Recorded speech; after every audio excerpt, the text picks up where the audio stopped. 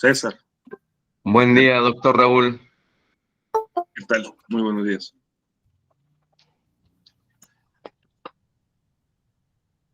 Iniciamos, doctor.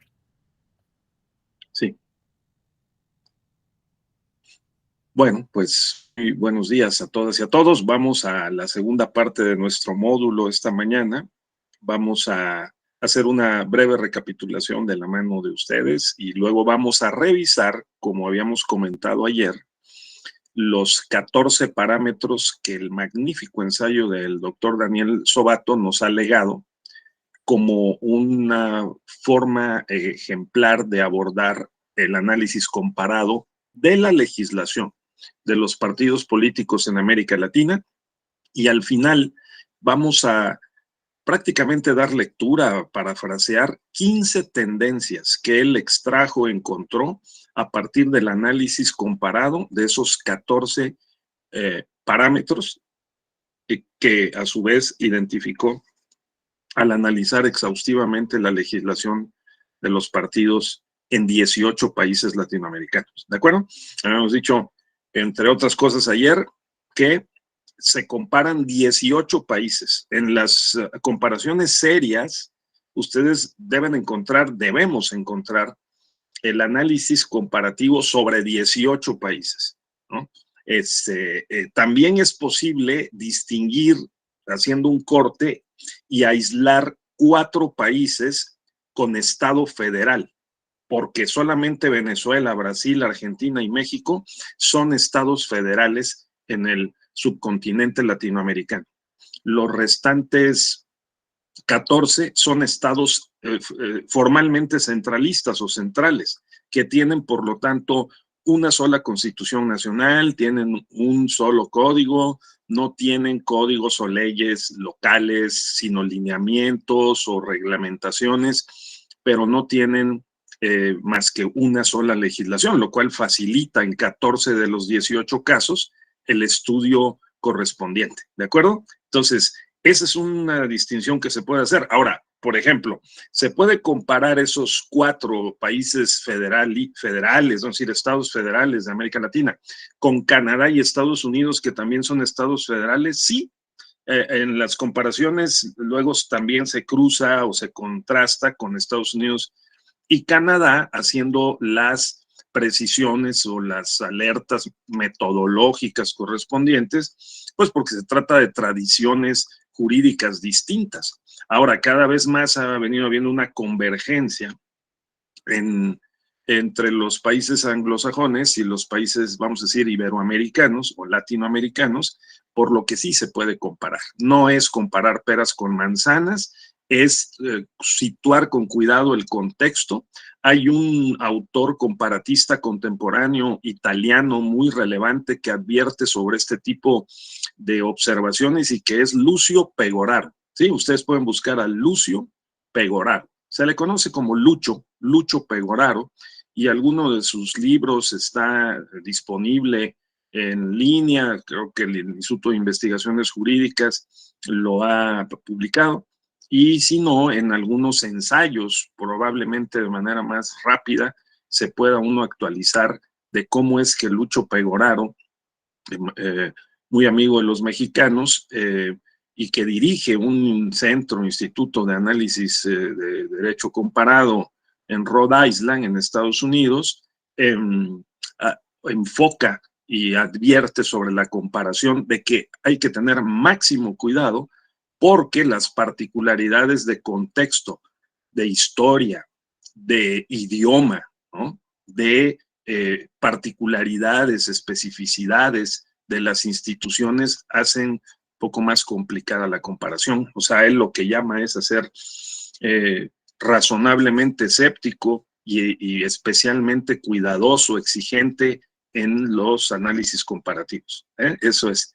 Entonces, ahora les paso la palabra brevemente para que podamos dialogar un poquito. ¿Qué 3 aspectos pudieran ustedes destacar de lo que estuvimos platicando ayer? Es decir, ¿qué fue lo que más llamó su atención o despertó su interés? Carlos, César, Erika, que estuvieron ayer muy participativos. ¿Qué aspectos creen ustedes que hay que retener, digamos, tener presente de lo que vimos ayer, de lo de Duverger, de las formas de comparación?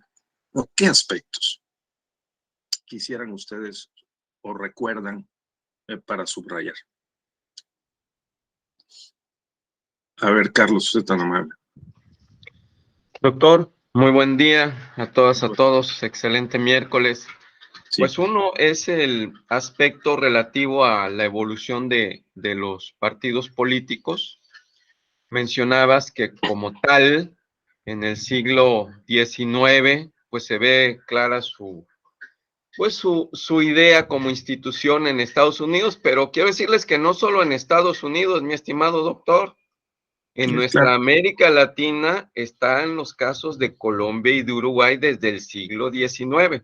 Digamos, no como los tuvimos en México como una especie de clubes, ¿no? No, sino como instituciones definidas para ese propósito. Sí está Estados Unidos en nuestro continente, sí está Colombia y sí está Uruguay desde el siglo XIX, con distintas evoluciones, por supuesto. Entonces, eso a mí me parece muy interesante, doctor, porque precisamente en el diplomado de comunicación estábamos comentando, por un lado, el tema de que Uruguay es uno de los primeros que aparece definiendo partido político como institución, y también vemos que Uruguay es uno de los que está incursionando en lo que ahora se llaman partidos digitales, doctor. Fíjate, en esa evolución de partidos, Uruguay es como pionero en nuestro continente y en América Latina, ¿no? Desde el siglo XIX, y ahora, aunque no es nuevo, estamos hablando de, creo que el año 2003 o por ahí más o menos, de este partido digital que está incursionando en estas nuevas formas que nos dan la tecnología, las redes sociales, para, pues, crear las condiciones de la participación política, doctor. Eso es muy importante. Y lo otro que señalas, que a mí en lo particular me interesa mucho, es el tema del derecho comparado en nuestra América Latina, en particular el derecho electoral, el que tiene que ver con los partidos políticos, porque efectivamente, aunque cada país tiene su particularidad, también es cierto que en el subcontinente o en nuestra América Latina hay muchos denominadores comunes, doctor. Conozco muy de cerca la experiencia de Colombia y a veces me siento como en México, mi estimado doctor. Entonces, hay muchos, digo, tiene sus diferencias, por supuesto, pero hay muchos denominadores comunes, en serio, demasiados, diría yo, que podríamos hablar hasta de un derecho electoral no solo comparado, si me permites la expresión, sino un derecho electoral compartido, por lo menos en los ejes que dan sustento, por ejemplo, a la constitucionalidad de los partidos políticos, ¿no? En México, la LOPE nos permite ese fenómeno, y en el caso de Colombia, pues este ejemplo es 1991, que es su última constitución, la más reciente. Entonces, eso me parece muy interesante, doctor, en los criterios que vamos a abordar el día de hoy, pues seguramente vamos a abundar sobre este aspecto, pero es muy, muy interesante y muy, muy relevante. Es cuanto, gracias. Gracias, Carlos. ¿Alguien más quiera un comentario? Erika, por favor. Gracias, doctor. Muy buenos días a todos y todas. Un gusto saludarles en esta mañana. Pues sí, la sesión de ayer fue muy interesante, esta evolución de los partidos políticos, esa frase con la que iniciaba usted, citando a Duverger sobre, no la tomé textual, pero lo sustantivo yo comprendí que esta analogía, ¿no? De los partidos como las personas, pues tienden a padecer el tema de sus orígenes, ¿no? Y a partir de ahí, pues inició toda una reflexión abordando temas del caso mexicano, ¿no? Llegando a la actualidad al fenómeno de esta década de Morena. Y también cómo en los últimos 50 años estos partidos políticos, particularmente a partir de la década de los 70 en adelante, pues llegó a constitucionalizarse, ¿no? Entonces los partidos políticos como este binomio que no se puede disasociar del desarrollo de los partidos asociado al desarrollo de la democracia, y hablábamos nos platicaba de las características para poder tener una democracia desarrollada, y tenía que ver con la ampliación del sufragio y las prerrogativas parlamentarias, ¿no? Entonces, hoy íbamos a tocar, pues, también me parece muy importante, ¿no? importancia de la ciencia para poder predecir cosas, ¿no? O poder acercarse a hacer prospectivas, y en ese sentido, pues el análisis comparado pues es fundamental, y hoy vamos a ver una serie de variables de este autor, y pues ya muy interesada en la clase de hoy. Gracias. Muy bien, Erika, muchas gracias. ¿Alguien más? Todavía podríamos escuchar un comentario adicional. César, quisiera recordar algo, Ezequiel, de la clase de ayer. Eh, Parece que ya Carlos y Erika han dicho, ¿verdad?, los aspectos más relevantes de lo que estuvimos examinando. Y bueno, eh, creo que podemos proceder a examinar esos 14 parámetros. Entonces, yo hago énfasis en la operación necesaria, pertinente, para poder hacer un trabajo como este, en el que nos vamos a basar como un ejemplo de comparación. Y que es pues primero revisar la literatura existente, segundo ver las fuentes del derecho, es decir, propiamente legislativas, administrativas o jurisdiccionales, o las tres, ¿verdad? Y habrá que ver si en la comparación incluimos algunos aspectos empíricos o no, como decía ayer, eh, para ver qué tanto esas normas se cumplen en la práctica o cuál es su comportamiento.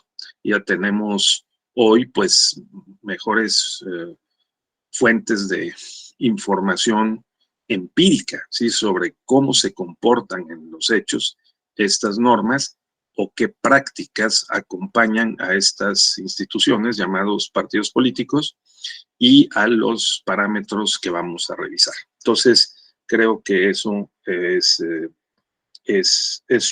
una forma en que metodológicamente podemos proceder. Y también advertir que, digamos, la, hombre, eh, las, las,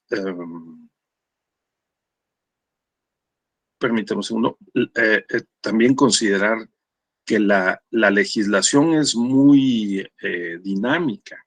Entonces, ese tipo de estudios de derecho comparado requiere, pues, tener cuidado, ¿sí? Debes de tener el debido cuidado, ¿sí? Entonces, dado que cambia una y otra vez la, uh, la legislación. Permítame un segundo, estoy teniendo un problema aquí para poderla compartir, qué raro. Y si no, la voy a tener que, me voy a tener que, yo creo, desconectar y volver a conectar. Vamos a ver por qué está haciendo esto, ¿no? Me permiten un segundito, compañeros, me voy a desconectar y conectar rápidamente porque no encuentro por qué no la puedo. Me voy a desconectar, Carolina, y me conecto rápidamente, por favor.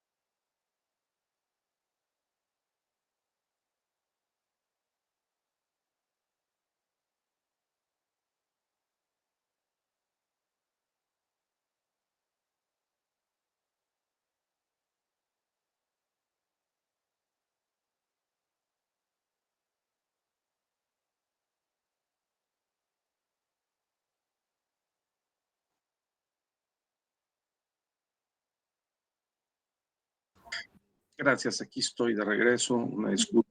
Vamos a ver si ahora lo conseguimos. Espero que sí.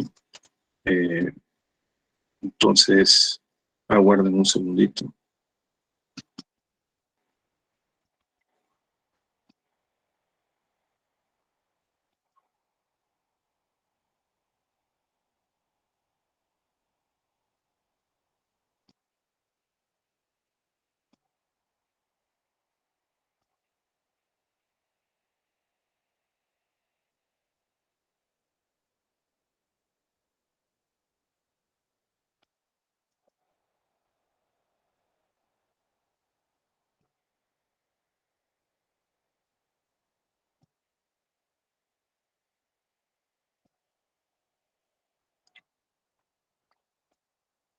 Ahí está, ¿verdad?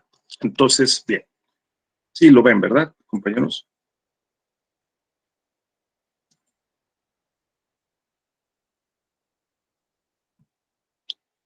Sí, ¿me escuchan? ¿Me ven? Sí, se escucha. Bien, ¿y el documento lo están viendo en la pantalla? Sí, Sí se ve, doctor. correcto. Entonces, bien, vamos pues a proceder, ¿no? Entonces, bien, las 18, vamos a ver estos 14 parámetros. Primero, la ubicación dentro de la legislación. Lo que encontró Daniel Sobato es que las 18 constituciones de América Latina regulan a los partidos políticos. Esto porque, como ya se decía hace un rato aquí en la sesión, no siempre las constituciones han regulado a los partidos políticos. De hecho, hay una etapa en el siglo XIX de total silencio y, digamos, exclusión de los partidos políticos en las constituciones y gradualmente se van incorporando, sobre todo después de la Segunda Guerra Mundial. Si bien es cierto, como decía Carlos Oropesa, que en el siglo XIX, pues Uruguay, Colombia y a finales del siglo XIX también en Chile, los partidos políticos van apareciendo en los hechos, tardaron mucho en incorporarse o ser regulados en las constituciones. Debo decirles que también los organismos electorales más antiguos son los de Uruguay, también los de Chile, que son de los años 20, los primeros organismos electorales, la Corte Electoral del Uruguay o el Jurado Nacional de Elecciones en Chile, por crisis político-electorales que se presentaron entonces. Después son bastante antiguos también el de Perú, eh, eh, de los años 30 y de Brasil, también el Tribunal Superior Electoral de Brasil de los años 30, por las mismas razones, por las crisis político-electorales que se presentaron. Esos 4 países, digamos, se distinguen por tener algunos de ellos los partidos más antiguos, como Uruguay, ciertamente Colombia, y también los organismos electorales más antiguos, esos 4 países que mencioné, producto de crisis político-electorales. En Costa Rica, por ejemplo, su Tribunal Supremo de Elecciones, su Tribunal Electoral, que tiene mucho prestigio, mucha continuidad, nace en 1949 como producto de una revolución, una guerra civil en Costa Rica por un conflicto postelectoral, porque el presidente de la Suprema Corte de Justicia quiso validar unos comicios a todas luces fraudulentos y entonces se desató una rebelión civil que fue a dar a la Constitución vigente en Costa Rica de 1949, y que suprimió el ejército, por cierto, y que fundó el Tribunal Electoral de Costa Rica. Hasta la fecha es un tribunal con mucha legitimidad. Bien, entonces las 18 constituciones hoy regulan los partidos políticos, y claro, hay también regulaciones extensas en la legislación secundaria, ¿no? Hubo una época que estaban prohibidos incluso los partidos políticos, hubo otra en que se les toleró, y la más reciente etapa es la etapa de la constitucionalización de los partidos, de tal suerte que este fenómeno se ha dado pues tanto en Europa como en América Latina. Se regula un fenómeno o una institución de esta magnitud porque su presencia y su incidencia en la vida social y política pues es muy notoria y muy, muy grande, ¿no? Entonces, es notorio también que los partidos políticos pues nunca han sido muy bien aceptados, pero ha tenido que darse una regulación e intervenir el Estado en la regulación de los partidos, y esto me parece relevante. En el ensayo correspondiente se nota cómo en Uruguay 1934, República Dominicana 1942 o Ecuador 1945, antes de concluir la Primera Guerra Mundial, y después Brasil, Panamá o Costa Rica en los años 40, y después el resto de los países, Salvador, Honduras, Bolivia, Venezuela, Paraguay, Chile. México 1977 fue uno de los últimos, pero no el último país en incorporar la regulación y el reconocimiento de los partidos en la Constitución. De acuerdo con este estudio, el último fue Argentina en 1994, antes Colombia en 91, como bien decía Carlos, la Constitución de ese año en Colombia, antes Nicaragua en 79 y Perú en 1979. O sea, de los últimos, en los años 70 fueron Chile, 1970, México 77, Perú 79, ¿no?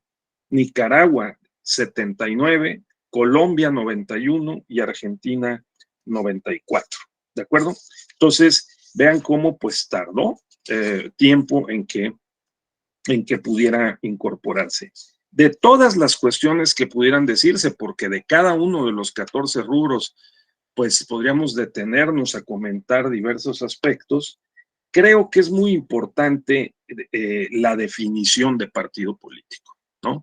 Porque de ahí depende también la naturaleza, y de la naturaleza jurídica de los partidos políticos depende el tratamiento que le da la sociedad, el Estado correspondiente, y que tiene que ver con cosas tan importantes como, por ejemplo, el financiamiento, que es uno de los 14 parámetros de comparación. Entonces, pues ha habido doctrinalmente diversos conceptos, ¿no? Desde el concepto de Max Weber, que más sociológico, el partido es una forma de socialización que descansa en un reclutamiento libre, proporciona poder a sus dirigentes dentro de una asociación y otorga a sus miembros determinadas posibilidades ideales o materiales. Una asociación libre entre dirigentes y miembros del partido para darles ciertas posibilidades ideales o materiales. Pero, dice Kelsen, por ejemplo, son formaciones que agrupan a los hombres de la misma opinión para asegurarles una influencia verdadera en los asuntos públicos. O sea, es una aglutinación de personas que comparten una ideología para poder influir en los asuntos públicos. Ese es un sentido más lato, amplio de partido político.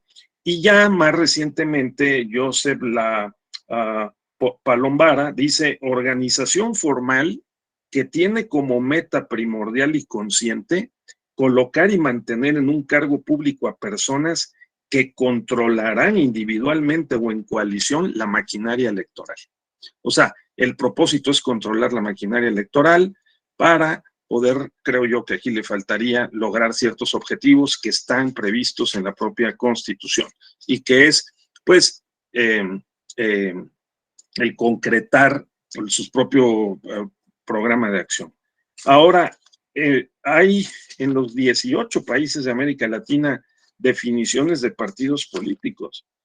Voy a citar solamente 3, digamos. En Argentina dice que los partidos políticos son instituciones fundamentales del sistema democrático y que los partidos son instrumentos necesarios para la formulación y realización de la política nacional, por ejemplo. E incluso a ese grado, ¿no? Instrumentos necesarios para la formulación y realización de la política nacional. A ver, por ejemplo, un país tan emblemático como Costa Rica dice: los partidos políticos expresarán el pluralismo político, concurrirán a la formación y manifestación de la voluntad popular y serán instrumentos fundamentales para la participación política. Están en la Constitución 3 objetivos de los partidos políticos, ¿sí? Expresarán el pluralismo político, concurrirán a la formación y manifestación de la voluntad popular y serán instrumentos fundamentales para la participación política, ¿sí? La clásica definición mexicana en el artículo 41, cuando dice que los partidos políticos son entidades de interés público y que la ley determinará las formas específicas de su intervención en el proceso electoral. En México los partidos son entidades de interés público. Ojo, porque en un extremo están los partidos políticos entendidos como asociaciones o agrupaciones de ciudadanos, ¿sí? Y por el otro está la formulación de partidos políticos como instituciones del Estado. Y entre esas dos soluciones, asociación privada de ciudadanos o agrupación de ciudadanos, como dice, estoy viendo la ley electoral de República Dominicana, un partido político es toda agrupación de ciudadanos, ¿sí? De ese extremo hasta el otro, que sería el de que los partidos son instituciones del Estado, aparece esta fórmula intermedia mexicana que dice que los partidos son entidades de interés público, ¿no? Ojo, porque entidad de interés público es un concepto que se acerca a una forma de organismo público descentralizado del Estado, pero también se acerca a una formulación más cercana a una institución de relevancia social y política, digamos, ¿no? Por eso en México esta definición enclava los partidos en un espacio intermedio, porque, por ejemplo, miren cómo en Chile dice: los partidos políticos son asociaciones voluntarias, dotadas de personalidad jurídica, formadas por ciudadanos que comparten una misma doctrina política de gobierno. A ver qué dice la Constitución que se va a someter a consulta el próximo domingo, ¿no? Hay que estar pendientes, ¿verdad? En Colombia los partidos son instituciones permanentes que reflejan el pluralismo político, ¿sí? Que promueven y encausan la participación de los ciudadanos y contribuyen a la formación y manifestación de la voluntad popular con el objeto de acceder al poder, a cargos de elección e influir en las decisiones políticas y democráticas de la nación.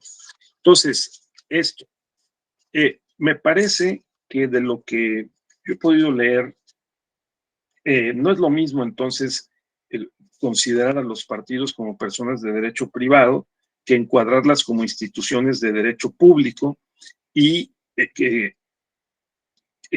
no solo lo hace México, sino la mayoría de los países, ¿sí?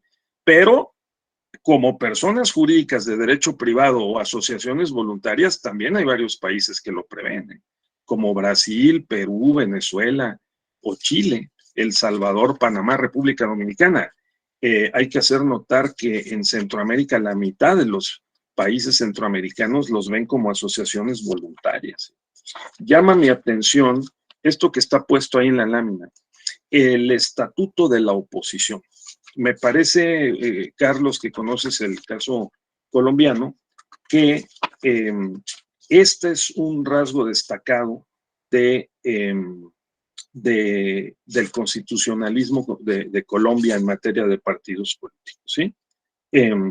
Que es el hecho de que se refiera al estatuto de la oposición. En el estatuto de la oposición significa que en la Constitución hay una garantía para defender y apoyar el pluralismo político y que la oposición tenga una seguridad de que no se le va a suprimir en su actividad crítica y opositora al régimen, y al partido en el gobierno. Entonces, este estatuto de la oposición garantiza no solamente la libertad de expresión, sino también el financiamiento público a los partidos que están, digamos, fuera del gobierno, ¿de acuerdo? Así que me parece que esto es relevante y como estos 4 o 5 países incluso prevén un capítulo especial para los partidos políticos. Por ejemplo, en México nosotros tenemos subsumido el tema de los partidos políticos en el artículo 41, pero hay estos 5 países en donde hay un capítulo especial en la Constitución referido a los partidos políticos. Nosotros en el artículo 41 tenemos una base específica para partidos políticos, pero digamos en estas constituciones hay un capítulo especial. Adelante, Carlos Zeta. Gracias, doctor. Efectivamente, en el caso colombiano, llama la atención, desde mi punto de vista, de manera positiva, el que se garantiza que la oposición tenga un papel relevante. Tan es así que, fíjense, en la elección presidencial, quien queda en segundo lugar de la elección presidencial tiene derecho por la Constitución y a esta preeminencia de darle un valor a la oposición, de ser senador en automático, doctor. O sea, el que queda en segundo lugar va en directo al Senado. Y para la fórmula de vicepresidente, que en esta ocasión es vicepresidenta, la que quedó en segundo lugar, tiene un escaño garantizado en el Congreso. Fíjense qué interesante, ¿no? Acá no nos imaginaríamos, vamos a poner el ejemplo de la elección presidencial del 2018, doctor, que el que quedó en segundo lugar, que fue Ricardo Anaya, fuera senador en este momento. O sea, como que no se le visualiza, pero en el caso de Colombia, así está desde hace ya un buen rato, y me parece que les funciona, porque desde un espacio institucional, quien obtiene una votación importante, porque también hay que recordar que Colombia tiene el sistema de segunda vuelta electoral presidencial, si no alcanzan el 50+1 en la primera. Entonces quiere decir que hay una proporción de la sociedad que, si bien es cierto, no se va a ver reflejada en el Ejecutivo, van a ver que el candidato al Poder Ejecutivo perdedor va a estar encabezando la oposición desde el Poder Legislativo, tanto desde el Senado como el Congreso. Y me parece muy interesante porque si revisan el caso del actual presidente colombiano, que en la pasada fue senador, su papel desde el Senado fue muy importante, articulando el discurso de la oposición, y me parece a mí, desde un punto de vista muy institucional, lo que le permitió seguir posicionando su proyecto político del pacto histórico y que ahora finalmente se materializó en el triunfo, ahora sí, de el poder ejecutivo, de la presidencia y de la vicepresidencia. Entonces me parece que el caso colombiano vale la pena estudiarlo por sus implicaciones y por sus resultados, doctor. Es cuanto, gracias. Sí, gracias, Carlos. Sí, efectivamente, ¿verdad? Es un caso interesante. El asegurar que los actores políticos, los competidores políticos relevantes queden representados y que incluso tengan que formar parte de un órgano del Estado como en el caso de Colombia el Senado, en México y en otros países podría ser desde luego interesante. Eso evitaría también, digamos, una suerte como de filibusterismo, de jugar por fuera, de institucionalizaría más el papel de la oposición. Esa sería la idea, ¿no? Bien, gracias, Carlos. Sí, entonces, los 18 países en síntesis cuentan con regulación legal, en 9 países se cuentan con leyes especiales. México, a partir de 2014, tuve la ocasión de participar en este debate del 2013, 2014, lo arrancamos desde un par de años antes y generamos una obra que por ahí se encuentra también en la red, que se llama Hacia una ley de partidos políticos en México. Y hacia una ley de partidos políticos, experiencias latinoamericanas y perspectiva para México, que ese documento lo elaboramos con el doctor Lorenzo Córdoba y el doctor Daniel Sobato hace ya una década, y sí fructificó porque se destroncó, digamos, la Ley General de Partidos de adentro de la entonces COFIPE, y se crearon esas 3 leyes generales, la de delitos, la de partidos y la de instituciones y procedimientos, ¿verdad? Entonces, había un debate de que para qué separarlas, que se podían ver mejor en una sola, en un solo ordenamiento, pero también separarlas le permitía un mejor tratamiento, mayor extensión también, y poder detallar algunos aspectos, lo cual finalmente se logró. La mitad o más de los países de América Latina cuentan con leyes especiales, con regulaciones especiales. ¿Y qué es lo que ha extraído de ahí el doctor Daniel Sobato? Que los requisitos para la creación de los partidos son fundamentalmente cuantitativos, ¿no? Entonces, para registrar los partidos, formar, constituir partidos políticos y registrarlos, la gran mayoría de las legislaciones establecen lineamientos que tienen que ver con el cumplir con ciertos objetivos de participación política en la vida del país, y aunque hay una variedad de requisitos y casos, hay unos países que establecen más, otros menos y otros, digamos, muy pocos requisitos. Quizá los que establecen menos requisitos, otra vez, Carlos, es Colombia. Es muy fácil, digamos, o flexible el modelo colombiano para constituir partidos. Yo me acuerdo haber participado en unos diálogos en Bogotá, diálogos México-Colombia, ya no me acuerdo, el año 2003, por ahí, 2002, y en donde, 2004, en donde nos decía algún político candidato a la presidencia entonces, Garzón, sí, Garzón, lo has de haber conocido, un hombre de la izquierda, de los pocos sobrevivientes líderes que no fueron asesinados en Colombia en los últimos 20, 30 años. Todo este personaje nos decía que ese modelo 91 de una flexibilización importante para constituir partidos políticos fue deliberadamente establecido, como lo hicimos, fíjense, nosotros en 1911 con Francisco I. Madero, para que aumentar el incentivo para incluir a los líderes y a los grupos políticos dentro del Estado y la participación, y desincentivar su huida y su incursión en las guerrillas, ¿verdad?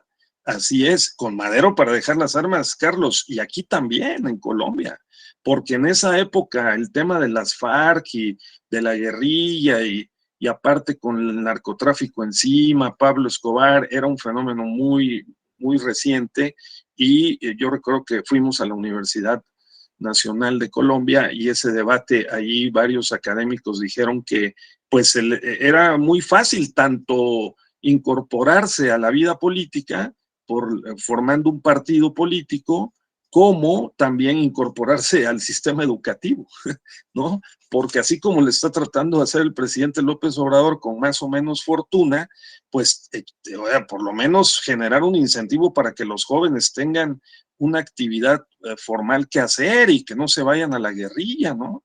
Entonces, tomar en cuenta eso, ¿sí?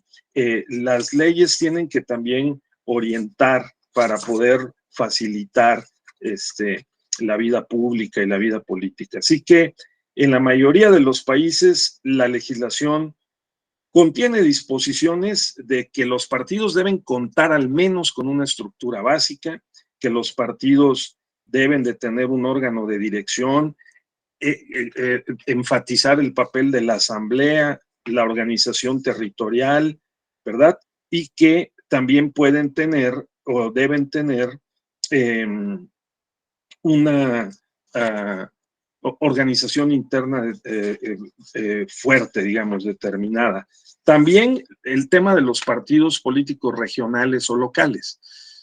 Hay países que incluso se descienden a hacer una, por lo menos prescripción sobre la posibilidad de que tengan versiones regionales o locales, ¿sí? Entonces, esa también tenerla en cuenta. Pasamos al segundo. ¿Qué poderes u órganos del Estado intervienen en su actividad?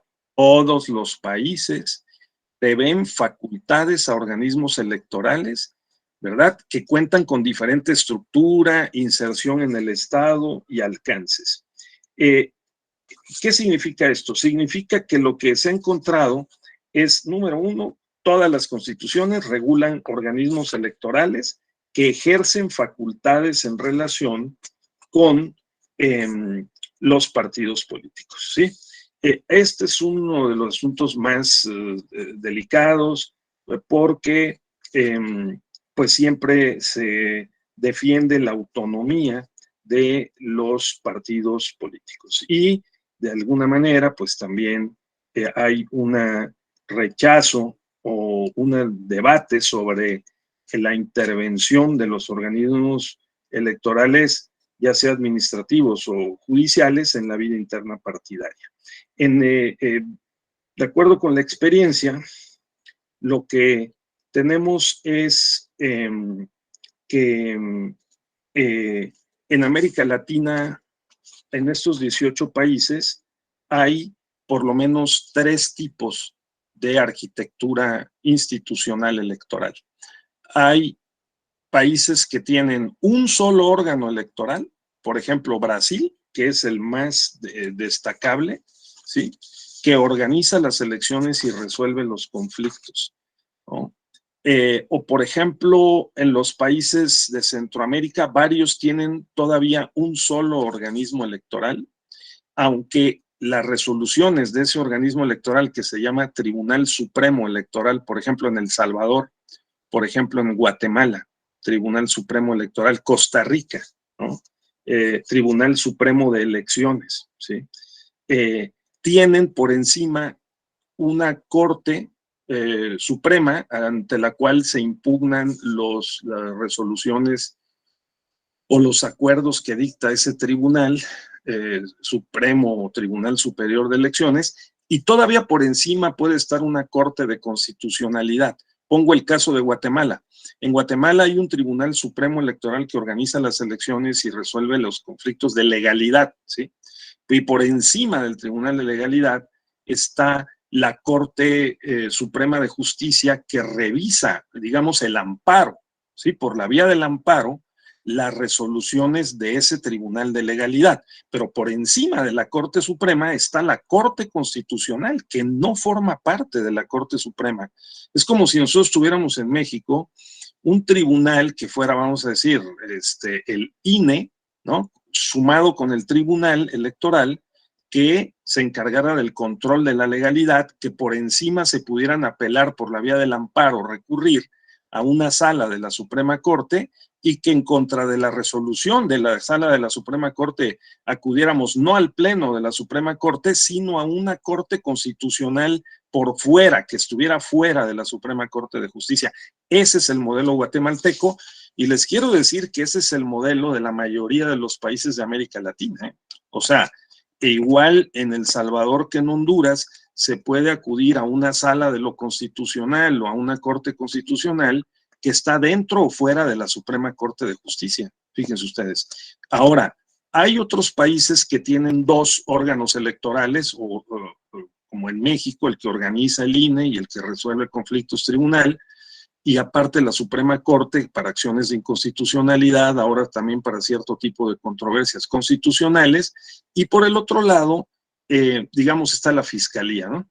Pero en varios países de América Latina no solo tienen dos, sino hasta tres o más órganos que tienen que ver con lo electoral. Nuevamente el caso de Colombia, Carlos, ¿no? Colombia tiene, fíjense ustedes, compañeras, la registraduría civil, ¿no? Que es la que propiamente pone las urnas y cuenta los votos, ¿no? Porque tiene una sincronía con el registro civil y de ahí nutren el padrón electoral o la lista electoral en un estado central, pero también tienen un Consejo Nacional Electoral, que es el que hace las funciones como en México del INE, que emite los lineamientos generales, ahí están representados los partidos, los magistrados de ese Consejo Nacional Electoral son partidarios, ¿sí? Abiertamente se sabe que son representantes de los partidos y con más o menos perfil académico, político, práctico, y luego tienen la Corte Constitucional, ¿sí? En Colombia, y también tienen el Consejo de Estado. Es un organismo medio extraño para América Latina, de origen francés. Nosotros lo tuvimos, Consejo de Estado, Consejo de Gobierno, en las primeras constituciones de México, pero Colombia tiene 4 organismos electorales, o sea, concurren con diferentes competencias al fenómeno electoral, ¿no? Tomemos en cuenta ese modelo. O, por ejemplo, el modelo chileno, que copió, digamos, adaptó el modelo mexicano. Chile tenía antes de los años 90 o de los años 2000 tenía un servicio profesional un servicio electoral se llamaba, y tenía el Tribunal Supremo, no es Tribunal Supremo, es el Jurado Nacional de Elecciones, que es un tribunal que se desprende de la Corte Suprema. Es como si los magistrados de la Sala Superior fueran ministros o magistrados de la Corte Suprema y que los comisionaran, digamos, a integrar el Jurado Nacional de Elecciones, ¿sí? Perdón, se llama Tribunal Calificador de Elecciones. El jurado es el de Perú y el Tribunal Calificador de Elecciones es el de Chile. Tiene una larga tradición y tiene una solvencia moral impresionante. Yo recuerdo que vino el presidente, que era un ministro de la Corte, hace algunos años vino a México cuando se discutió en el tribunal en los códigos de ética, y le dijeron, oye, pues, ¿usted qué opina de los códigos de ética para poder verificar la conducta y el comportamiento de los magistrados? Dijo, la verdad, yo tengo mis reservas porque en Chile la ética la represento yo. O sea, ¿no? Es decir, tienen una solvencia moral impresionante los integrantes de ese Tribunal Calificador de Elecciones, particularmente el presidente, ¿no? Por su trayectoria que es inimpugnable por dentro del Poder Judicial Federal siempre, hasta llegar a la máxima instancia que es la Suprema Corte.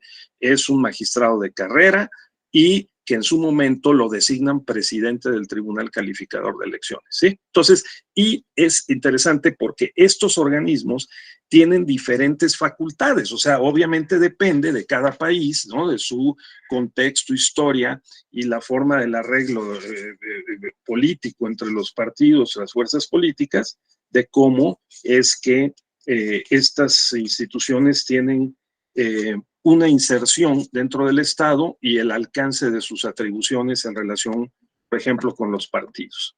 Dejemos ahí esto. Es muy interesante. La última obra que el tribunal publicó, bueno, quien ha investigado esto de manera sistemática es José de Jesús Orozco Enríquez. Ustedes pueden ver el libro de él, está en línea también en Jurídicas de la UNAM, se llama La justicia electoral comparada en América Latina. ¿sí? Y ahí pueden ver todas estas fórmulas, soluciones de las instituciones electorales en la región.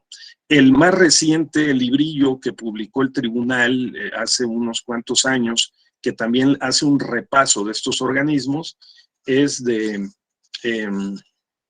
el maestro Espinosa Silis, ¿no? Espinosa Silis, quien hace también un recuento de los organismos electorales en América Latina. Entonces también lo encuentran en la página del tribunal.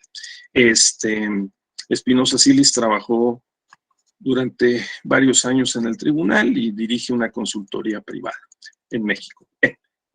Luego tenemos otro parámetro, constitución o formación. En prácticamente todos los países hay previsiones constitucionales sobre la libertad de asociación y hasta algunos requisitos cuantitativos para el reconocimiento legal de los partidos. Ya decíamos que para fundar partidos hay más o menos requisitos con más o menos flexibilidades, y yo creo que un punto muy importante es que prácticamente todas las constituciones y leyes electorales o de partidos en América Latina sí reconocen y protegen la autonomía partidaria, ¿sí?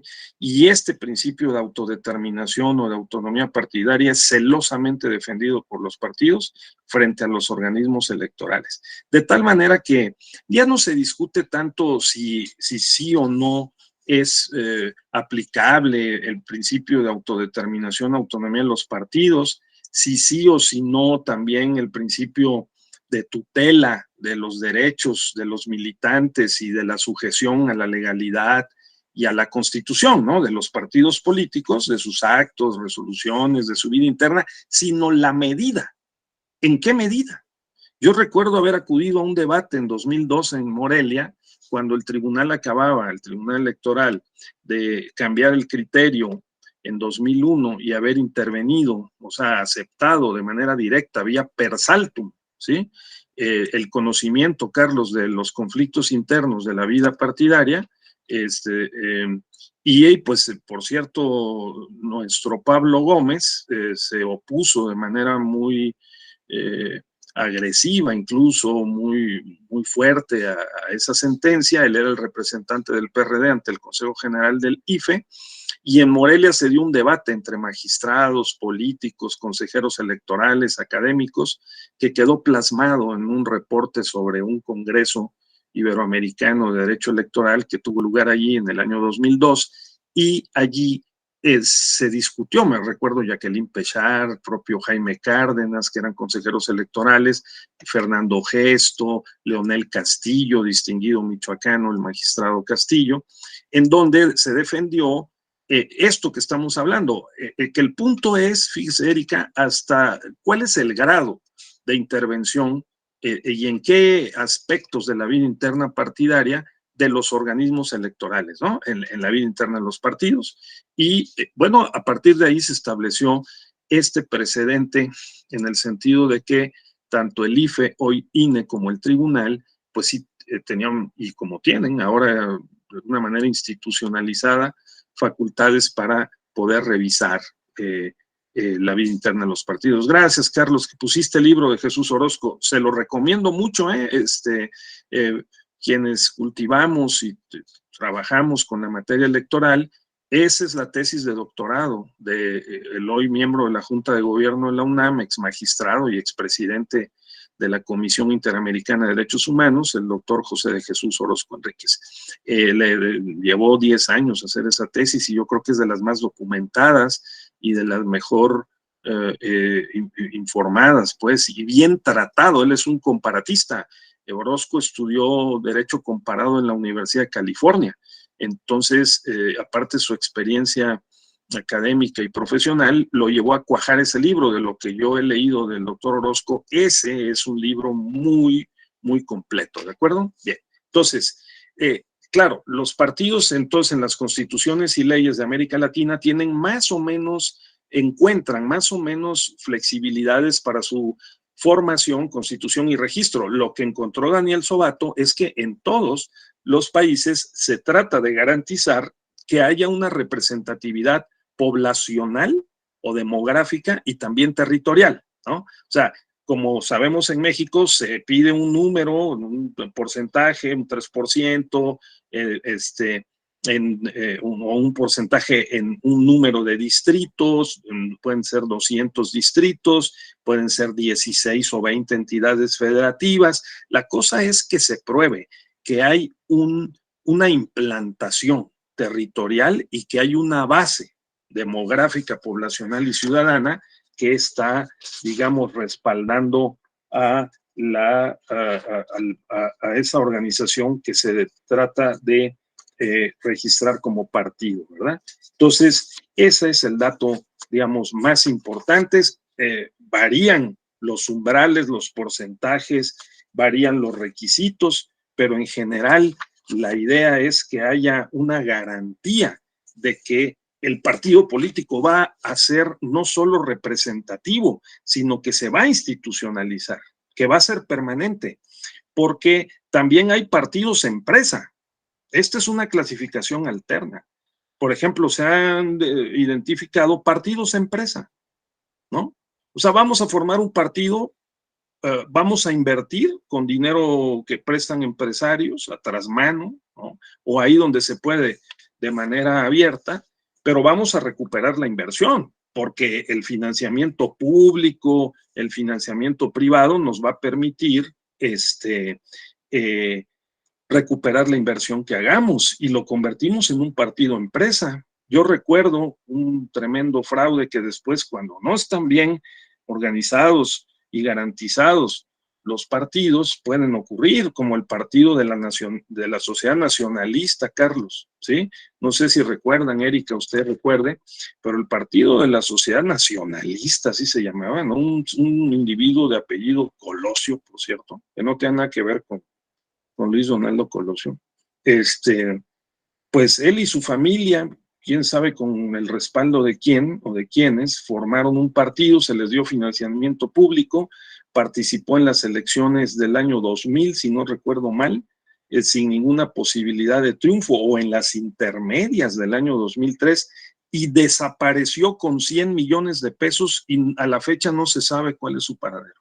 O sea, nada más para tener una idea de por qué la legislación tiene que prever las garantías para evitar que ese tipo de aventuras lucrativas ocurran, ¿no?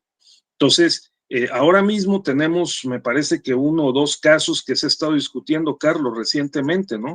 De partidos que perdieron el registro y que pues, están braceando para que con sus registros locales puedan participar y que de alguna manera se han beneficiado, no han reportado debidamente sus gastos y hay un debate. Este es un punto muy delicado. Por eso nosotros tenemos esta regla cuestionada, ahí voy, Erika, de que los partidos en México solo se pueden registrar cada 6 años después de la elección presidencial. Hay quien sostiene que es inconstitucional porque limita la libertad de asociación y hay otros que dicen, bueno, es que tampoco podemos arriesgarnos a lo que nos ha pasado, ¿no? Con ese tipo de partidos empresariales o partidos riesgo, partidos que no tienen realmente una base poblacional y territorial fuerte. Gracias. A ver, Erika, por favor, adelante. Gracias, doctor. Muy breve. ¿Cuál sería, su opinión acerca de los, digamos, requisitos fundamentales para la constitución de partidos políticos? Es el 0.26% del padrón electoral y estar representados en 2/3 partes de la territorialidad, ¿no? Hablemos de entidades federativas o al interior de las entidades federativas, distritos, municipios, pero es el 0.26%. En su primera elección no pueden ir coaligados y para mantener el registro pues debe de ser el 3%. A los candidatos y candidatas independientes se les exige un porcentaje mucho mayor y desde luego sin financiamiento público. Y ahorita en este contexto que usted hablaba de estos partidos empresa, ¿qué tan representativo puede ser o qué tan genuina puede ser la libertad de asociación manifestada a través de estos digamos, liderazgos que constituyen partidos políticos con este porcentaje 0.26% y el umbral para mantener el registro es el 3%. La verdad es que mi opinión personal, digo, sí se garantiza mucho el derecho de asociación, pero tal vez en congruencia, pues sí subir un poco el porcentaje y que sea congruente para mantener el registro. O sea, que de base sepamos que para mantener el registro está partiendo, pues, de ese capital representativo. Gracias, doctor. Claro, yo he escuchado en general, Erika, que la idea sería bajar los umbrales o los requisitos, que hubiera más posibilidad de acceder y efectivamente, como usted dice, que hubiera más dificultar el umbral, elevar el umbral para mantener el registro, pero de que tuvieran posibilidad de participar para también, digamos, no colocar obstáculos a la participación y a la asociación política, pues también sería recomendable. Ahora, en el entendido de que nosotros tenemos financiamiento público en cuanto se obtiene el registro, ¿no? Se les da, como no tiene precedentes en la fuerza electoral, pero sí la parte igualitaria que se le da a todos los partidos, pues también se le da al partido de nuevo creación, de nuevo registro. Entonces, yo comparto la idea de que, o la posición de que se debía de facilitar el asociacionismo y la creación de partidos a participar, y claro, que pudieran demostrar que sí cuentan con esta base de votantes, pues con la primera experiencia electoral, ¿no? Entonces, esa es una posibilidad, y la otra, pues es la que tenemos. México es uno de los 6 países de estos 18 con más grado de dificultad, tiene usted razón, para registrar partidos políticos. Y lo vemos cada 6 años, estuvimos revisando, se quedaron fuera un buen número, ¿no? De la mitad o más de los partidos, solamente un puñado, unos poquitos alcanzan el registro en relación con todo con el número de solicitantes. Y también eso le da un efecto concentrador al sistema de partidos y también lo hace más coherente, puede ser, y más funcional, se puede coordinar mejor y ofrece mayor gobernabilidad, porque la comunicación entre los liderazgos, las partes dirigentes del partido, ¿no? O de los partidos correspondientes, pues pueden ser mejor coordinados, tanto por sus dirigencias como con las negociaciones de alto nivel que se llevan a cabo con otros órganos del Estado, señaladamente con la Presidencia de la República. Entonces, eso. Ahora habrá que ver el fenómeno también en los estados de la República, ¿no? Llama la atención por qué en Morelos haya 20 partidos políticos, ¿no? Y en otros estados no hay ninguno, ¿no? Sino que son partidos nacionales con registro local, que también obtienen financiamiento público por ese hecho, porque pueden participar en las elecciones locales. No, sin duda, este es un punto que sí merece una reflexión pausada, detallada, cuidadosa, adicional, ¿no? Entonces, y luego el sesgo hacia los partidos, como veremos más adelante, ese es uno de los parámetros. Candidaturas independientes en general en América Latina están destinadas a subsumirse en los partidos políticos tarde o temprano. No pueden sobrevivir o se extinguen si no se alían con los partidos políticos y terminan siendo parte hasta de su estructura, ¿sí? Las candidaturas independientes. Entonces, así que hay requisitos cuantitativos, hay requisitos cualitativos, hay que fijarse en las reglas de afiliación, desafiliación y adhesión.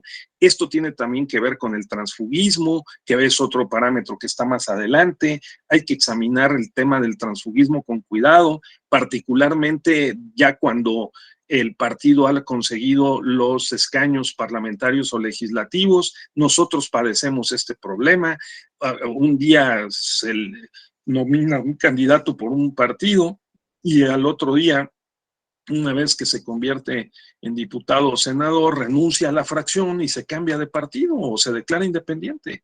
Ahí se ha encontrado que hay todo un debate en Colombia, otra vez, Carlos, los colombianos, también en Brasil, tienen este fenómeno del transfugismo, lo han tenido que regular y sancionar, y se debate, como veremos, de quién es la curul, si la titularidad de la curul es del partido o es del candidato, porque eso hace una diferencia importante. Si se establece en la ley una cláusula en el sentido de que la curul pertenece, vamos, la titularidad de la curul es del partido, entonces tú te puedes ir, pero te vas sin la curul, a ver cómo le haces, ¿sí me entiendes? O sea, no sé si la curul es del partido, ¿no? El partido aquí, tú tienes que solicitar autorización, no te puedes declarar independiente o hacer el acto de transfugismo y afiliarte con otro grupo parlamentario, porque eso tiene varios efectos sobre la consistencia de la disciplina partidaria, la consistencia, la congruencia en relación con el ciudadano y su voto, el mandato que te dieron, ¿no? La oferta política, en fin. Entonces eso no es algo delicado. Otro parámetro es la estructura interna. La mayoría de los países prevé la regulación de la organización y las funciones desde la Constitución. En algunos remite a los estatutos, en otros fija esos parámetros desde la Constitución, y también es interesante cómo hay una mayor o menor intervención del Estado, digamos, en la vida partidaria por la vía de la regulación, porque desde la Constitución están previstas estas cláusulas, ¿no? En la mayoría, entonces, se dice que los partidos deben tener una estructura básica interna, se habla de los órganos de dirección, se enfatiza el papel de las asambleas y la organización territorial, y esto, digamos, que es el enunciado principal. En México tuvimos el caso como decía yo ayer, del Partido Convergencia y del Partido Verde Ecologista, que al darle en sus estatutos más poder al Consejo Directivo, pues hubo unos militantes que cuestionaron ante el tribunal ese clausulado del estatuto, y el tribunal, en una sentencia otra vez muy controvertida, muy polémica, obligó primero al Partido Convergencia y después al Partido Verde a cambiar sus estatutos, ¿sí? Para que, como ocurre con una asociación civil, formamos una asociación civil, sí, pero le damos todas las facultades al Consejo Directivo, ¿no? Y al presidente. Entonces no es una asociación civil, es una simulación para poder dirigir una organización con criterios verticales o autoritarios. Todavía está en el código, ahora está en la LEGIPE, antes estuvo en el COFIPE desde 2007, la reforma 2007, cuáles eran los requisitos para considerar democrático a un partido político, y están ahí, ¿no? Y uno de los más importantes es que las decisiones fundamentales las tome la Asamblea. Entonces eso tenerlo en cuenta, ¿no? Porque es uno de los parámetros que tiene que ver con la estructura y, por supuesto, con la democracia interna. La tendencia a lo que se observa es una preocupación que está plasmado en las constituciones de las fuerzas políticas, de los actores políticos y la ciudadanía latinoamericana, a que haya una selección incluyente o inclusiva de candidatos, que no se queden fuera, que haya posibilidad de participar y de cuestionar, impugnar, en su caso, la exclusión, ¿no? Que los afiliados participen en los órganos de dirección, para eso se han ideado diversas fórmulas. Está barajándose en México en algunos partidos, el Partido Acción Nacional concretamente propone, Carlos, la idea del sistema PASO, ¿no? Que son primarias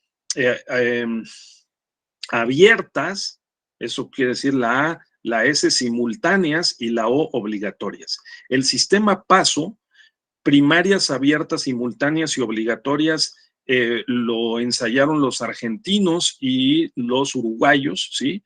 En las recientes décadas, y el sistema PASO permite una cosa muy importante, permite visualizar quiénes son los candidatos de unos y de otros partidos, evita el transfugismo, fomenta la disciplina partidaria, identifica mejor al partido y a los candidatos con sus votantes, ¿sí?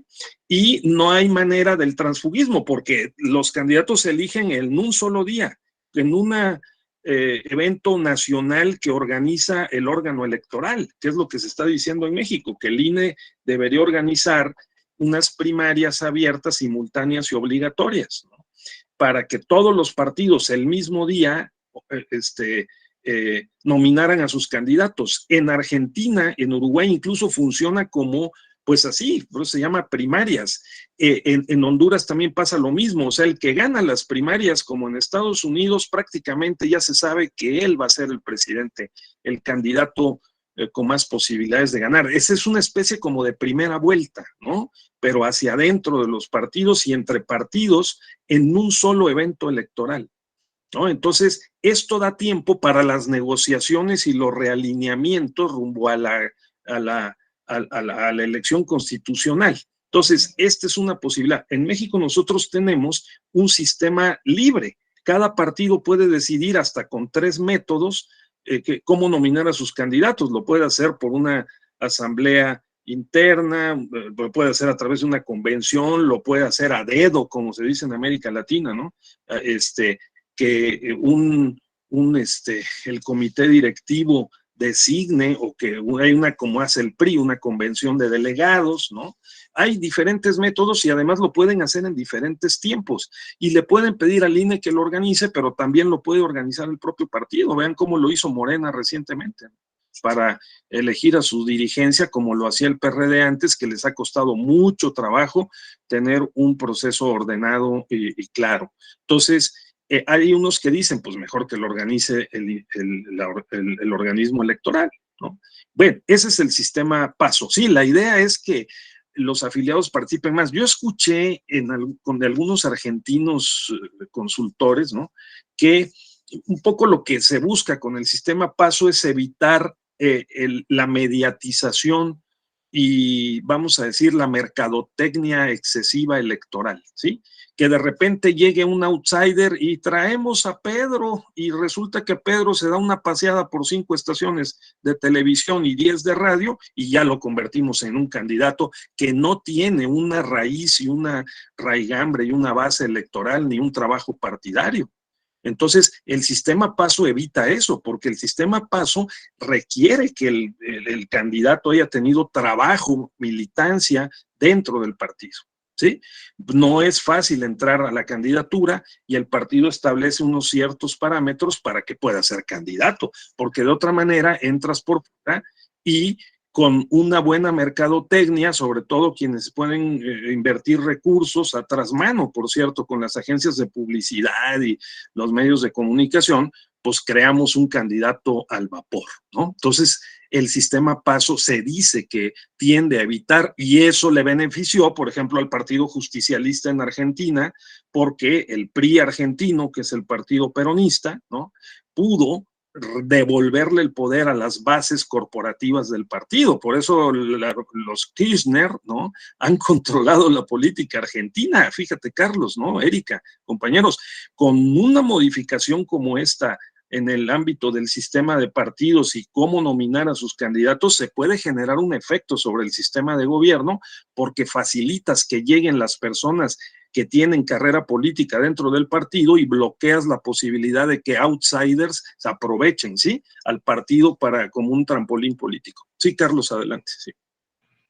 Gracias, doctor. Sí, retomando la cita y el ejemplo que se hace del modelo colombiano, efectivamente la Registraduría Nacional de Colombia se hizo cargo en la elección legislativa del mes de marzo de las primarias presidenciales, fíjate, aprovechando el proceso para la definición del Senado y del Congreso en Colombia, que fue en marzo de este año, hicieron las primarias presidenciales que se celebrarían en mayo, fíjate, de hecho no hay mucha distancia. Y el segundo factor interesante es que en esas primarias ya van configuradas las coaliciones, que en el caso de Colombia hubo una coalición progresista, una de centro y una de derecha. Y en paralelo, doctor, va corriendo el registro de las candidaturas independientes, pero los de las independientes no entran en la primaria como un proceso para definir sus candidaturas. Entonces, con la legislativa en paralelo, va a las primarias de los partidos y de las coaliciones. Y es un proceso muy, muy interesante, doctor. ¿Es cuánto? Sí, muchas gracias. En efecto, ¿no? Entonces, esa es la idea y ese es el sentido. Por lo tanto, vean cómo yo vengo sosteniendo desde siempre que el derecho es un sistema de garantías para cumplir los principios y que estos principios son las creencias mayoritarias de los mexicanos, en este caso. Entonces, en los principios se expresan valores, los valores es aquello en lo que creemos, y las garantías están en la Constitución y en las leyes para hacer cumplir los principios. Entonces, vean cómo en esta materia hay una multiplicidad de garantías, garantías para asegurar que el ciudadano pueda participar dentro de la vida partidaria, garantías para constituir los partidos, debía haber mejores garantías para mantener la fidelidad, digamos, ideológica, operativa, partidaria, que no haya transfugismo, que pueda haber, pues, un poco más de claridad, ¿no? Y de consistencia en cómo funcionan los partidos. Entonces, de eso se trata la democracia interna, de tener protegidos los derechos fundamentales. Obviamente en México nosotros tenemos una vida partidaria intensa y así también en otros países como en República Dominicana verdaderamente es intensa la vida política, qué decir de Argentina, ¿no? Y los propios colombianos.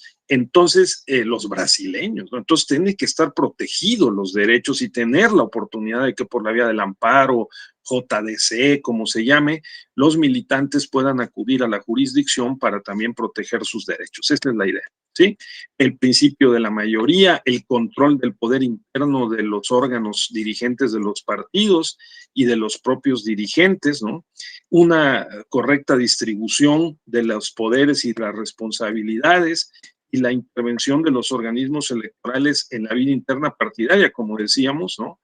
Es un punto muy importante que genera muchas tensiones y conflictos sin duda. Entonces, bueno, pues ya saben ustedes, entre el 40 y el 60% de los asuntos que resuelve la Sala Superior proceden de diferencias de la vida interna de los partidos políticos, ¿no? Entonces, es relevante tenerlo presente porque si no está bien diseñado y si no se practica bien este tema de la vida interna de los partidos con un criterio democrático, pues seguirá generando muchos conflictos y van a ir a dar al tribunal o a los tribunales. Una vez más, destacar la cifra que se ha dado a conocer, el doctor Osvaldo Chacón, que es el presidente de la Asociación de los OPLE, vamos, del país, ¿no? Que preside el OPLE de Chiapas, pues ha publicado un artículo ayer, antier, en el Universal, ayer, en el que señala que un enorme número de casos, como yo vengo sosteniendo también, ¿no? Con base en la experiencia y lo que hemos podido leer y detectar, son resueltos por los OPLES, ¿no? Y por los tribunales electorales locales y no se filtran, no pasan a la segunda instancia, digamos, federal. Esto indicaría que habría que mantener los OPLE y los tribunales, dicen algunos, pero yo sostengo que lo que hay que hacer es ajustar, ¿no?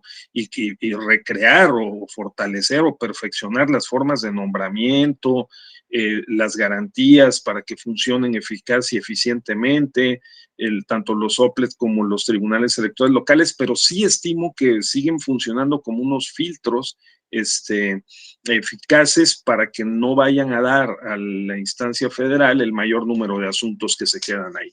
Alguien puede decir, sí, pero son los asuntos de menor monto, no son los cualitativamente relevantes. Bueno, hay que revisar eso y hay que tomar la mejor decisión o hacer la mejor recomendación, ¿sí? Bien, entonces, vamos adelante por razones de tiempo. Las normas de enfoque de género. En general, el fenómeno en América Latina ha sido parecido al que hemos vivido en México.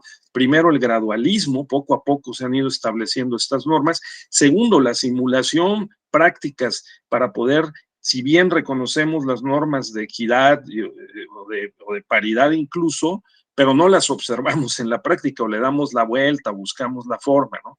Ahora en México tenemos este gravísimo problema de la violencia política en razón de género que no sé si vieron ayer un artículo muy importante de que hay centenas de personas registradas en ese registro del INE y que está cuestionado porque también ahora los periodistas, ¿no?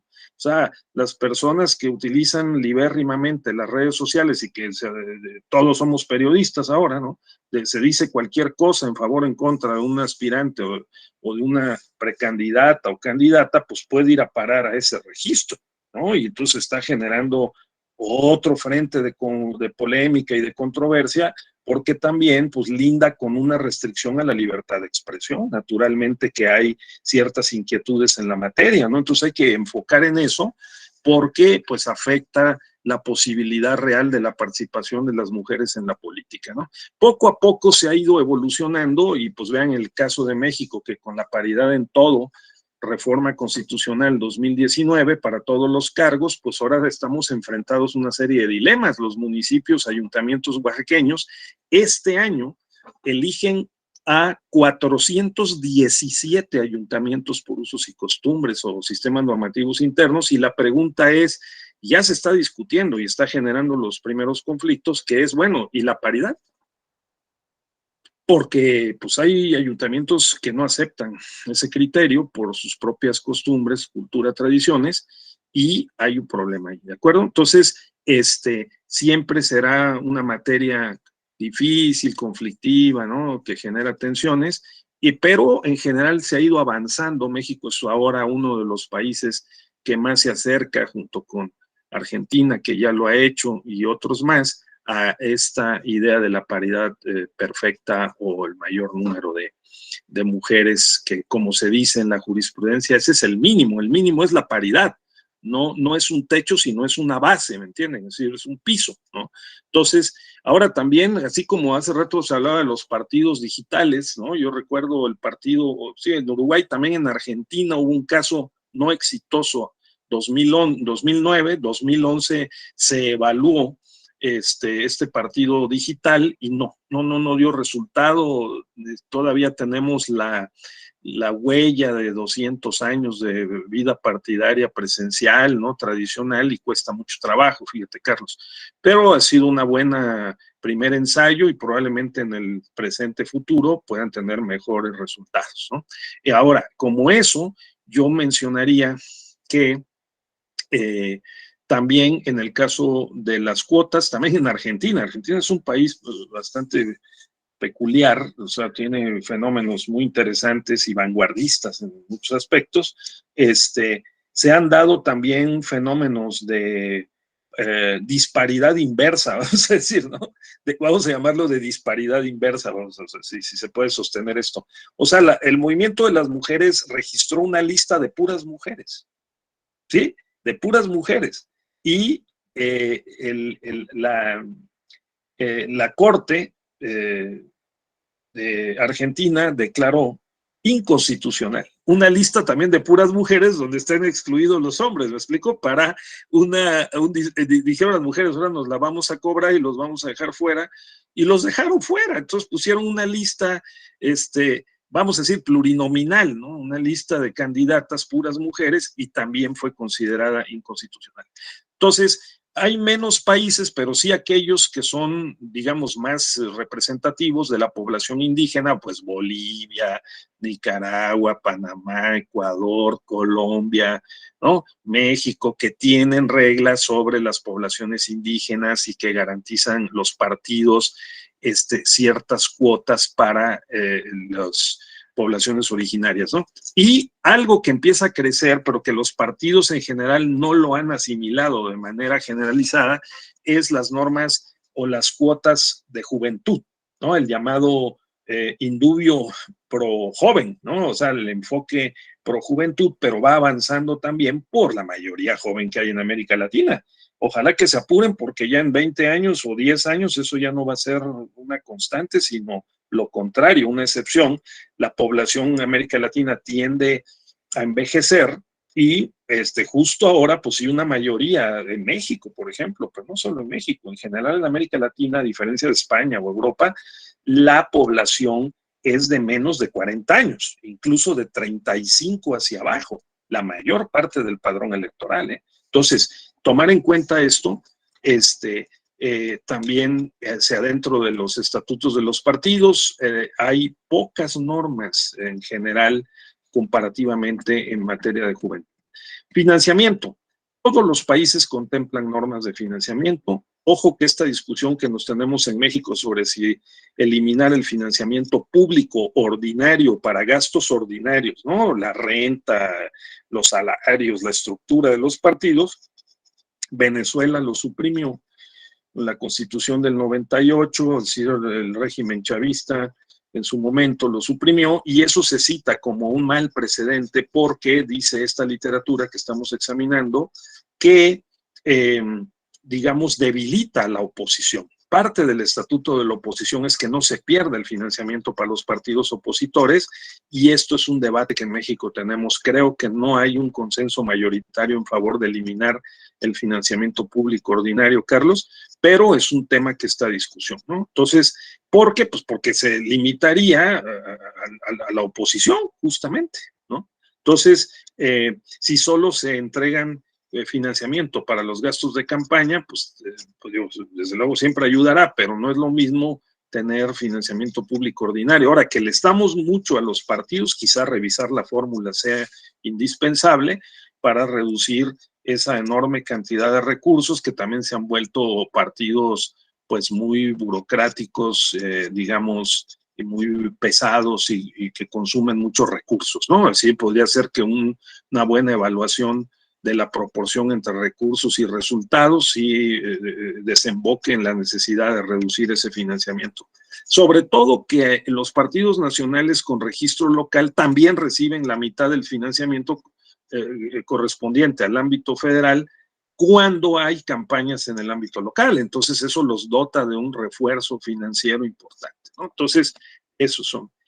Ahora, Colombia, por ejemplo, ha sido muy cuidadosa, incluso con una resolución de la Corte Suprema, de la Corte Constitucional colombiana, en el sentido de que el partido que está en el gobierno tiene una responsabilidad agravada si se va a la reelección para reportar los gastos de campaña, o sea, los ingresos y los gastos. Y eso es un botón de seguridad muy importante, porque imagínense, en México tenemos la reelección para todos los cargos, salvo gobernador y presidente de la República, pues hay una ventaja natural de quien gobierna, salvo que haya hecho un gobierno desastroso, una gestión impresentable, ¿no?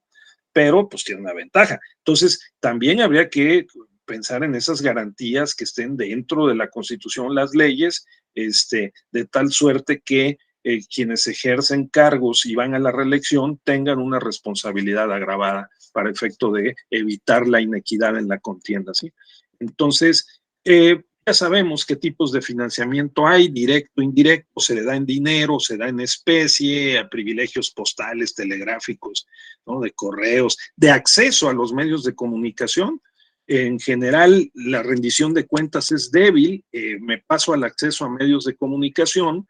En América Latina, como en México, los países tienen una franja electoral gratuita, lo que nosotros en México llamamos tiempos fiscales, medias horas, minutos garantizados incluso en la Constitución para que los partidos, cuando no hay campañas, incluso puedan acceder, y cuando sí hay campañas, pues también para poder estar comunicándole a la población cuáles son sus ideas, sus planteamientos, sus postulados.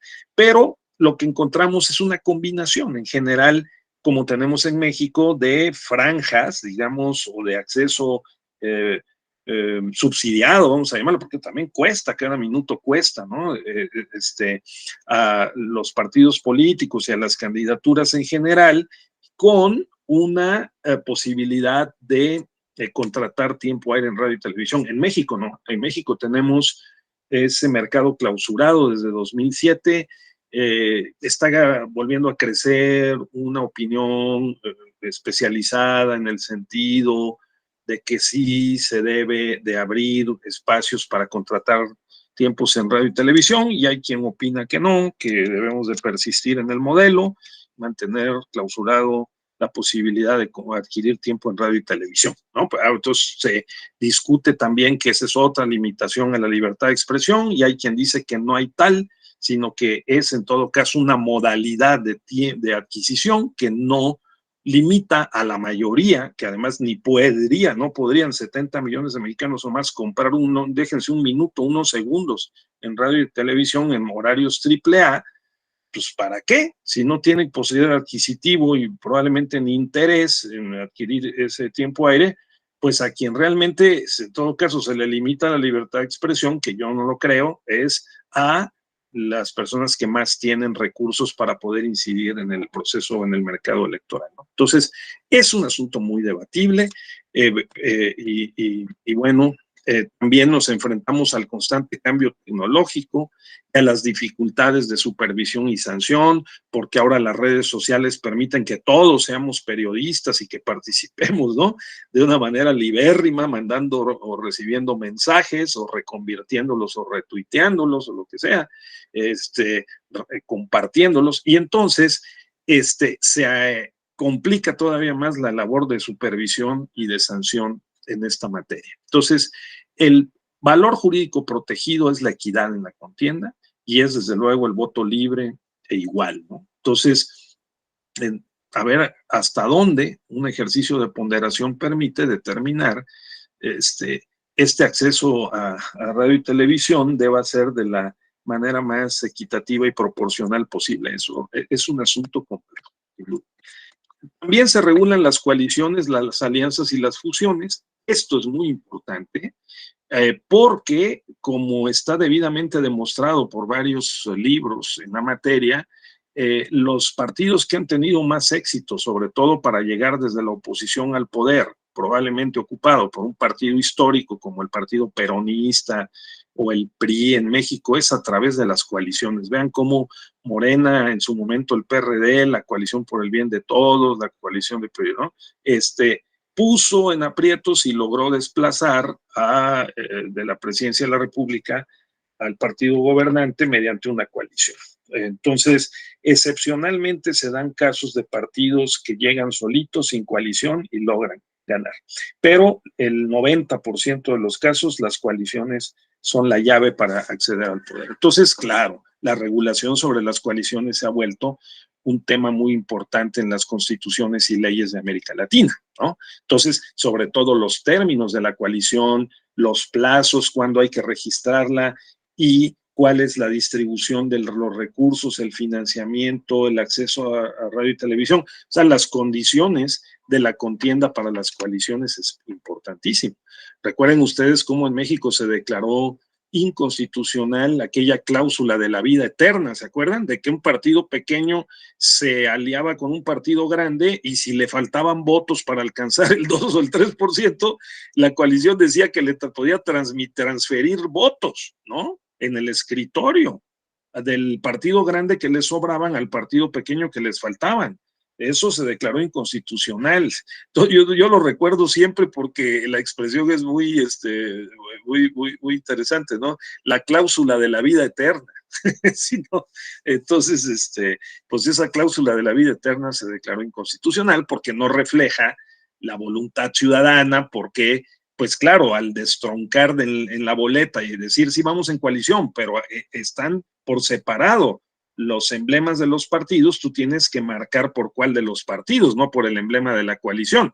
De esa manera permites identificar a cuál de los partidos de la coalición se destinó el voto y cuál es la preferencia del electorado. Entonces eso cobra mucho sentido, ¿de acuerdo? Para poder determinar la fuerza electoral de ese partido. Me parece que es más coherente. Bien, entonces, las candidaturas independientes. Pues en general en América Latina, como decía yo, salvo algunas excepciones, quizá en el ámbito municipal, pero la tendencia es a mantener la prevalencia, el predominio de las estructuras partidarias como el canal privilegiado para acceder a los cargos de representación, ¿no? Por lo tanto, vamos a encontrar en general en los países el fenómeno mexicano, que es un financiamiento menor a las candidaturas independientes, menor tiempo en radio y televisión, y finalmente, pues su extinción y cancelación, que en la mayoría de las ocasiones lo que se expresa como subsunción, vamos, ¿no? Asimilación de los candidatos independientes dentro de los partidos políticos. Hay en México ahora mismo una iniciativa de plataforma de candidaturas independientes, ¿no? Vamos a ver qué trayectoria sigue, si tiene ciertas posibilidades de éxito y si no termina, como es la historia en América Latina, en el regazo de algún partido o coalición de partidos. Bien. El transfugismo, lo que decía yo, la titularidad del escaño. O sea, ¿a quién pertenece? ¿A la persona o al partido? Esa definición es clave, porque eso permite limitar el transfugismo.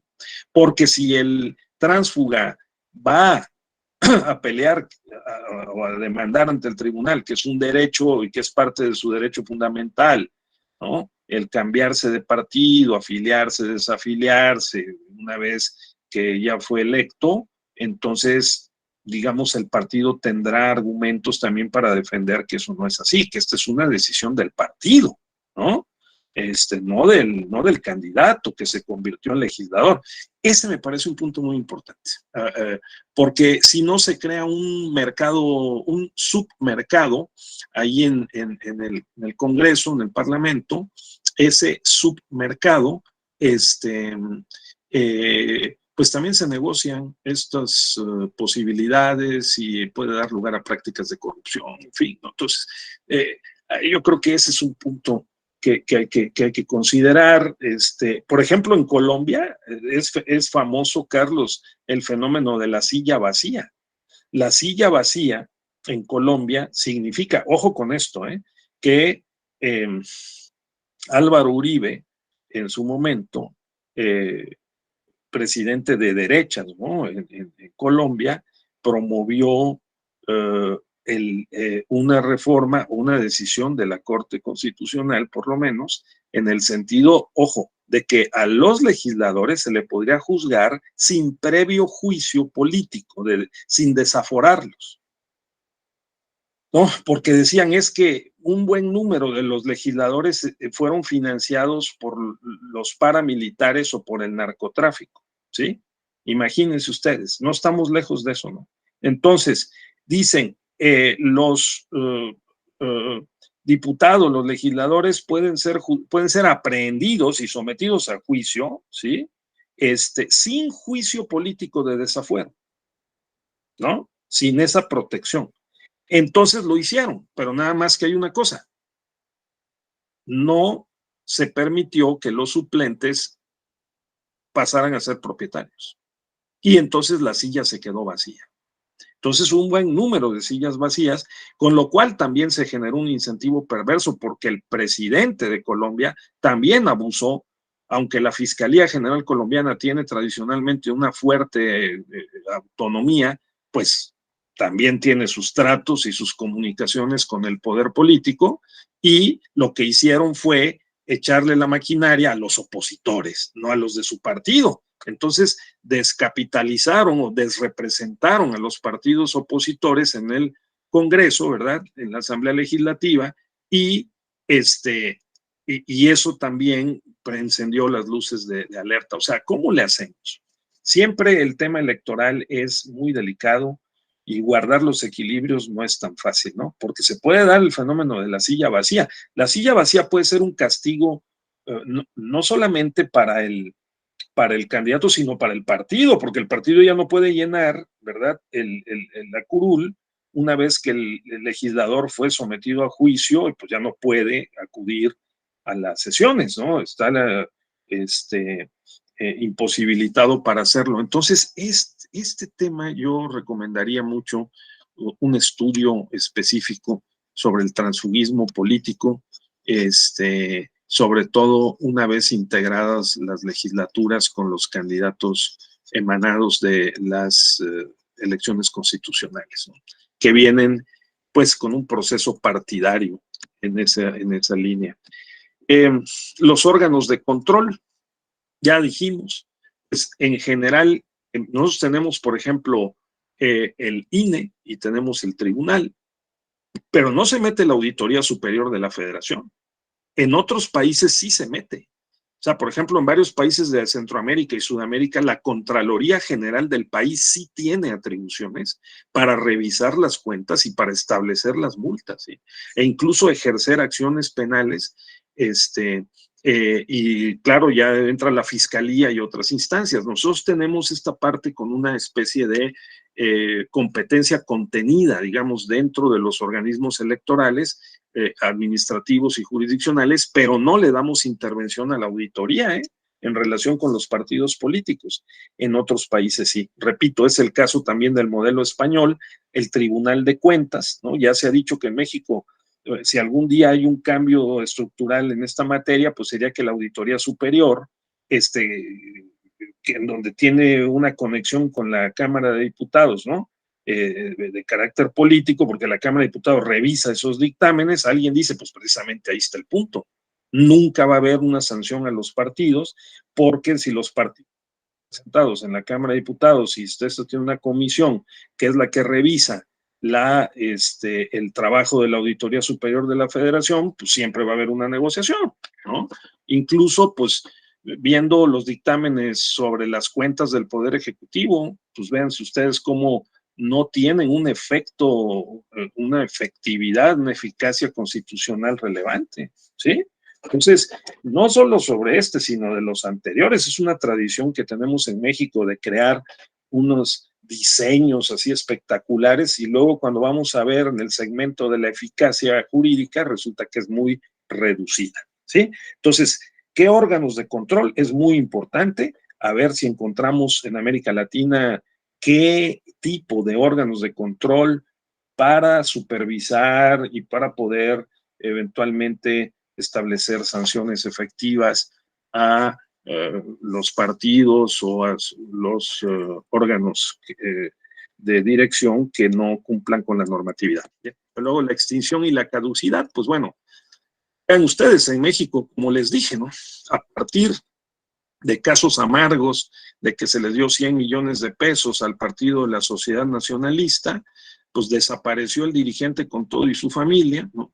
Y con los 100 millones de pesos, yo no sé si todavía 20 años después le alcancen para vivir esos 100 millones o si lo invirtieron bien, pero el caso está en que no se les pudo echar un pial, como se dice, ¿no? Ya no se les encontró y pues se perdió ese dinero. Y seguimos viendo en los reportes más recientes que por los partidos, con todo y que hay una estrecha supervisión, hay facturas en línea, todo un sistema de fiscalización muy sofisticado en línea, pues sigue habiendo muchos gastos, la verdad, superfluos, despilfarro, y eso da pie también a decir, oigan, hay que reducir ese financiamiento público, ¿sí? Entonces, eso, tenerlo presente. Y las afiliaciones a organizaciones partidistas internacionales, hay varios países que establecen, sobre todo a nivel legal, el que los partidos nacionales pueden formar parte, ¿no? Incluso promueven el que formen parte, por ejemplo, de la COPAL, ¿no? La Conferencia Partidos Políticos de América Latina, que tiene su sede hasta donde recuerdo en Guatemala, y que, bueno, sirve para poder en algunos momentos defender algunas posiciones, vamos a decir, internacionales, interamericanas o nacionales de apoyo o respaldo a algún partido político. Entonces, eso también. Decía yo que las conclusiones y las tendencias, si ustedes con más tiempo les interesa y quieren revisar esta sección, me parece que sigue teniendo vigencia, ¿no? Dice Daniel Sobato que hay unas 15 tendencias generales, ¿no? Que se pueden extraer de la comparación. Yo quisiera que tuviéramos en mente de que este es uno de los puntos en que vale la pena detenerse, ¿no? Para decir, cuando uno hace un trabajo de comparación, bueno, ¿y cuál es el resultado al final, no? ¿Sí? Entonces, bueno, por ejemplo, este tipo de observaciones de conclusión, ¿no? Conclusivas. Los partidos políticos tienen rango constitucional en todos los países de la región. Si bien hay diversos grados de regulación, en todos los casos se ha conferido a los partidos el papel de sujetos de la representación política y la participación popular, ¿sí? En relación con el concepto o la definición de los partidos y su naturaleza jurídica, no hay una corriente dominante en el constitucionalismo latinoamericano. 9 países, o sea, la mitad, los conciben como instituciones de derecho público, 5 como asociaciones voluntarias con personalidad jurídica y 4 como personas jurídicas de derecho privado, ¿de acuerdo? Y así, ¿no? Se van sacando las conclusiones y las tendencias, ¿sí? La mayoría de los países de la región han mostrado avances en la regulación de la participación política de la mujer, vía las cuotas, ¿sí? O vía la paridad. Pero todavía hay algunos países que no contemplan ninguna disposición de acción afirmativa o discriminación positiva en la materia, ¿sí? Con todo y lo que se ha dicho y todos los congresos y todas las promociones y toda la literatura que hay en materia de poblaciones indígenas siguen subrepresentadas. Esa es otra lección que se extrae. Subrepresentadas en la Constitución, en las leyes y ya no digamos en los congresos o en los ayuntamientos. Entonces, esa es otra lección que se extrae.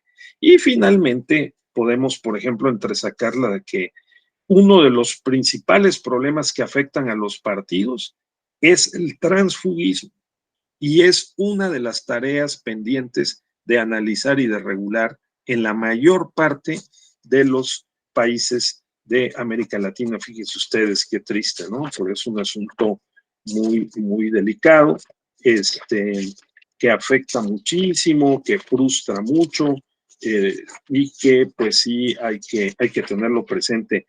Sí, por ejemplo, en algunos casos, por ejemplo, insisto en esto porque creo que es uno de los puntos clave, se halló que en Brasil, en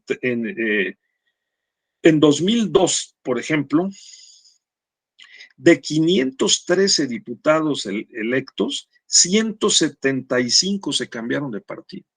O sea, es una cosa realmente impactante. Así que se introdujo una reforma constitucional para acabar con los tránsfugas y ordenar el juego político, pero no entró en vigor la reforma. ¿Sí? Así que había una idea de filtrar el concepto de fidelidad o de lealtad partidaria, ¿sí? Para obligar a los políticos a mantenerse en un mismo partido. ¿Sí? Entonces, en otros países como en Perú, también se han propuesto reformas para incorporar e incluso sancionar penalmente la figura del transfugismo político. Pero no han prosperado, ¿sí? Y bueno, así, este es un punto importante. Bien, estamos llegando prácticamente al final, compañeros, compañeros. Yo encantado con este módulo y con ustedes y que podamos compartir estos elementos. Yo sugeriría tener en mente lo siguiente. Número 1, los partidos nacen, crecen, se reproducen y mueren, así como las personas. Llevan en su ADN, ¿no? Originario, la semilla de su trayectoria, vamos a decir, ¿no? Y ahí podemos ver tanto, el Partido Republicano, el Partido Demócrata de Estados Unidos, o los partidos latinoamericanos, como bien dijo Carlos, el Partido Colorado, el Partido Blanco, ¿no? En Uruguay, o el Partido Liberal, el Partido Conservador colombiano, que vienen desde mediados del siglo XIX. Es correcto. Además, la influencia inglesa por la vía de la minería y de otras actividades, en Chile, por ejemplo, llevó a tempranamente no solamente tener partidos, equipos de fútbol, ¿no?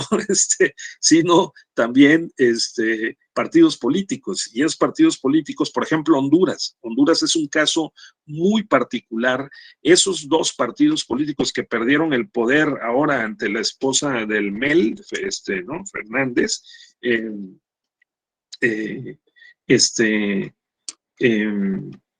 y el Partido Libre, ¿no? El libre es libertad y creo que es libertad y responsabilidad, una cosa así. Partido Libre, que ganó en Honduras el año pasado,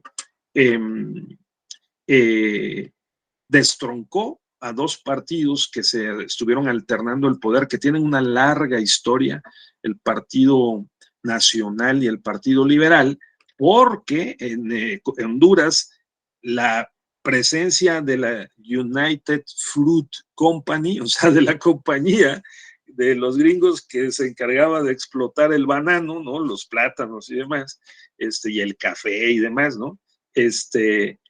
pues también sembró la idea norteamericana de los partidos políticos y dividió en partido demócrata y partido republicano, ¿sí? Que fue el Partido Liberal y el Partido Nacional en Honduras.